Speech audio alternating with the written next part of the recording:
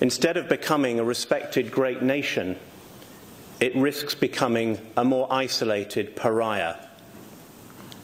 We want cordial relations with the Russian government and for it to live up to its international obligations, taking its place on the world stage in the rules-based order. We look forward to that day. But our respect for Russia's people and desire for a productive relationship cannot and must not stop us from calling out and pushing back on the Kremlin's flagrant breaches of international rules. Leaders across Europe and the world have taken a stand. They've sent a strong message that the first use of a nerve agent in Europe since the Second World War and supporting and protecting the Syrian regime's horrific use of chemical weapons to kill and maim civilians is simply not acceptable. But also the Russian government's invasion of Crimea, the taking of territory from another sovereign European country by force, cannot be acceptable. Seeking to interfere with legitimate democratic elections in the US and in France is not acceptable.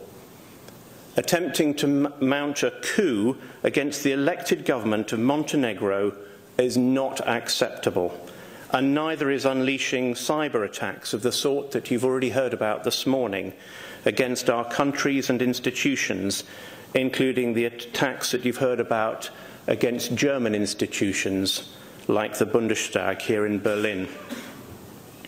Our adversaries have proven to be early adopters of technology, particularly internet technologies, those extraordinary and exciting advances that increasingly power our economies and our lives.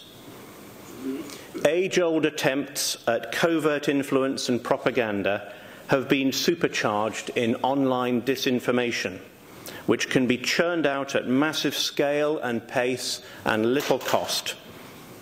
The aim is to sow doubt by flat denials of the truth, to dilute truth with falsehood, divert attention to fake stories, and do all they can to divide alliances. Barefaced lying seems to be the default mode, coupled with ridicule of critics. The Russian state's now well-practiced doctrine of blending media manipulation, social media disinformation, and distortion, along with new and old forms of espionage and high levels of cyber attacks, military force, and criminal thuggery, is what is meant these days by the term hybrid threats.